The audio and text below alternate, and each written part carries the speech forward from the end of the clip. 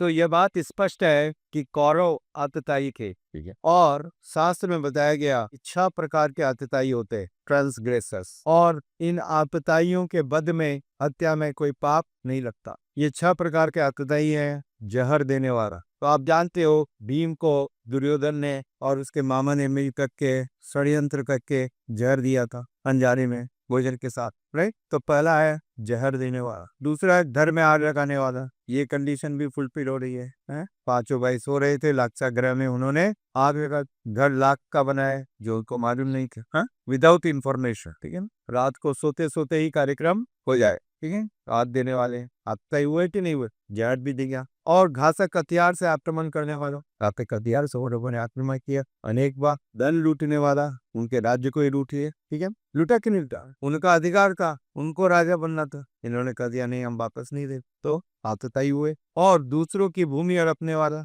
भूमि को भी हड़पा उन्होंने, धन को भी हड़पा, भूमि को भी हड़पा। और पराई स्त्री को अपहरण करने वाला, तो माता द्रौपदी का उन्होंने शिरहरण करने का प्रयास किया। तो सभी प्रकार से ये लोग आतताई है या नहीं है? यस, आतताई। तो भगवान ने कहा देखो ये जो आतताई है, इन आतताइयों का वध करने में कोई पाप नहीं लगता। जिस प्रकार से आजकल टेररिस्ट होते हैं, बोले नहीं होते, जाके बच्चों को मार दिया, राइट, तो फिर उनको बख्शा नहीं जाता, उनको माफ नहीं किया जाता किसी भी हालत में। जैसे हम देखते हैं इजराइल में उन्होंने एक साथ में इतने सारे बच्चों को मार दिया, राइट, और फिर भाग के छुप रहे। तो आप क्यों ऐसा कार्य करते? ये आतताई का काम है, हिंसा का काम, टेररिज्म का काम, जैसा अभी हमने पहलगाम में देखा है। तो आतताई को हत्या करने में कोई पाप नहीं लगता। और हम देखते हैं कौरव आतताई थे, कौरव आतताई, इसलिए इनके वध में कोई पाप नहीं लगेगा, ऐसा भगवान कृष्ण ने स्वयं प्रस्तावित किया। आतताइयों का इस तरह से वध करना साधारण मनुष्य के लिए अच्छा है, परंतु अर्जुन ने विचार किया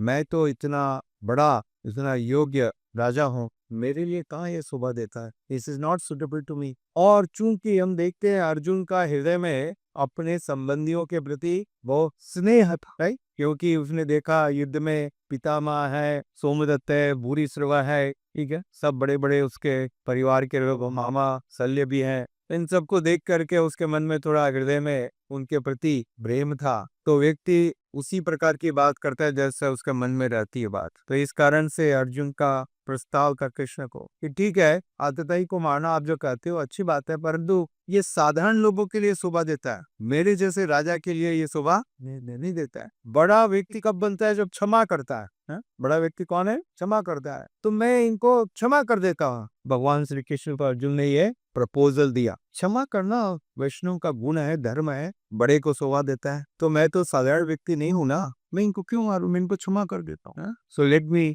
गिव देम और गिव देम। क्षत्रिय को साधु स्वभाव का होना चाहिए, और ये तो साधु स्वभाव है, क्षमा करना साधु का गुण है, साधु भूषण, ठीक है। तो ये तो एक तरह से देखा जाए तो बहुत महान कार्य किया अर्जुन ने, उनको क्षमा करने का विचार कर, ठीक है। परंतु श्रीमद् भगवत गीता की इसीलिए आवश्यकता है, भगवान इस प्रकार पे कोरे मनगढ़ंत सिद्धांतों के ऊपर शिक्षा नहीं देते। ये जो अर्जुन का विचार था यह देहात्म बुद्धि पर आधारित था, ये विचार। बाकी सब बहाने थे कि क्षमा कर दूं, छोड़ दूं, वास्तविक रूप से सब किसके ऊपर आधारित है? देहात्म बुद्धि, कि ये सब मेरे परिवार के लोग हैं, भले ही कुछ गलत कर रहे हैं, पाप कर रहे हैं, दुराचार कर रहे हैं, इग्नोर करो। क्या करो? क्षमा के नाम पर इग्नोर करो। जैसा आजकल होता है, पॉलिटिशियन के बच्चे इतना दुराचार करते हैं, लंपट काम करते हैं, जघन्य कार्य करते हैं, माता पिता उसको मनो ठीक है, बच्चा है, कर दिया, कभी गलती से हो जाता है, नौजवान है, बटके हुए कोड़ा हो गया, तो इसको इतना सीरियसली क्यों ले रहे हैं? अरे आपको मारा ही तो है, अभी आप जिंदा तो हो कम से कम, और यदि मर गए होते तो कंप्लेन कौन करेगा? तो दोनों स्थिति में ठीक है। तो इस प्रकार से अर्जुन भी अपने परिवार के लोगों के प्रति थोड़ा आसक्त है, प्रेम है मन में। तो भगवान श्री कृष्ण को ऐसे सुझाव दे रहे, भगवान मैं इसको क्षमा कर देता हूँ, इनको क्षमा कर देते, क्षमा कर भी चलते हैं, ठीक, बड़प्पत है। तो भगवान ने ऐसा अनुमोदित नहीं किया। साधु का स्वभाव रहना चाहिए। भगवान श्री रामचंद्र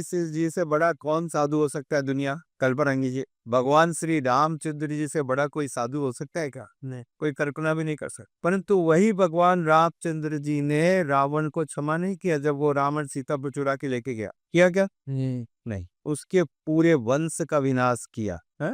एक के साथ अनेक। आजकल तो आप जानते हो 1+1 क्या, 1+1 1+2, परंतु भगवान श्री रामचंद्र जी ने नया पैकेज दिया, बोला 1+everyone, 1+, हाँ, एक रावण तेरे को तो मारूंगा ही, साथ में जितने भी तेरी सेना है वो भी जाएगी, कोई नहीं बचेगा है। वो रावण के दिया न बाती, वो रावण के बाद में बत्ती जलाने वाला भी कोई नहीं रहा, सर पटक पे रोने वाला भी नहीं मिला कोई। तो श्रील प्रभुपाद जी ने स्पष्ट किया भगवान रामचंद्र जी का उदाहरण देके, क्या रामचंद्र जी कम साधु हैं? बताइए, क्या उन्होंने माफ किया, मैं क्षमा कर देता हूँ, पर ये क्षमा के योग्य है क्या? है? और आप अपनी मर्जी से क्षमा करने चले, भगवान आदेश दे रहे हैं और आप बोल रहे हो आपको ज्यादा ज्ञान है?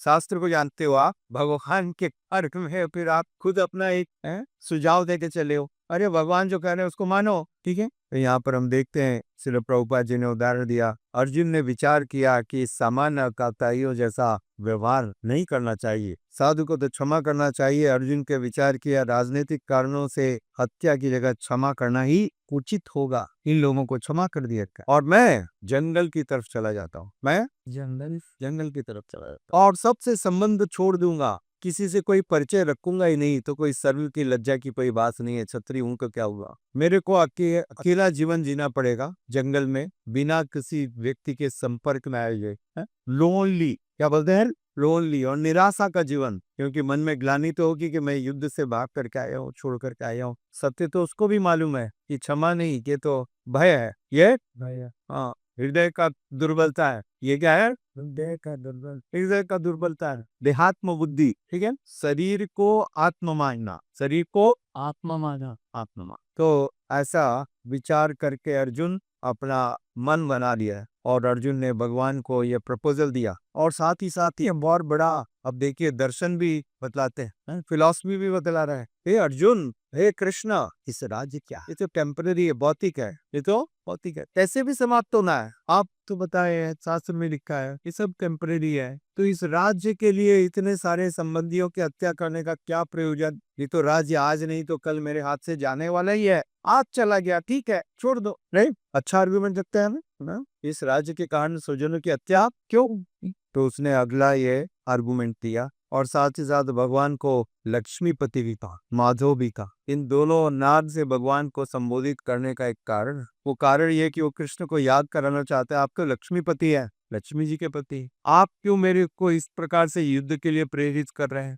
बार बार इन सबकी हत्या करने के लिए, ये ठीक नहीं है, आप मुझको इस प्रकार से गलत काम के लिए प्रेरित न करें जिससे बदनामी होगी। तो भगवान ने स्पष्ट रूप से समझाया, देखो भाई, यह नाम और बदनाम के लिए नहीं है, ये धर्म और अधर्म के लिए है। व्हाट इज द इश्यू, धर्म और अधर्म, हाँ, ये भाई भतीजावाद वाला काम नहीं करना, जैसा भारतवर्ष में हम इतनी जगह पॉलिटिशियन को देखते हैं, भाई भतीजावाद, ये क्या है, हाँ, मेरा भाई है, मेरा भतीजा है, इसलिए इसको फेवर करना है, कुछ भी है तो भी भाई देखा अनदेखा करो, इधर मत देखो, तो ये ऐसा चलने वाला नहीं है। इसलिए भगवान ने इस बात को स्पष्ट रूप से बताया, इसलिए भगवद गीता को समझने की आवश्यकता है, हम अपने मानसिक धरातल से ऊपर उठे, मेंटल स्पेकुलेशन क्या कहते हैं, हाँ, सारे डिसीजन हम अपने माइंड और आसक्ति के कारण लेते हैं, जैसे अर्जुन इतने सारे बहाने बना रहा है जो कि एकदम वैलिड लग रहे हैं, अच्छा से क्या फायदा, भौतिक है, वैसे भी समाप्त होने वाला है, पहले हो चाहे बाद में हो, फिर इतना सारा बाप को लगेगा, सब अपने सर पर ही आएगा, लोग क्या कहेंगे,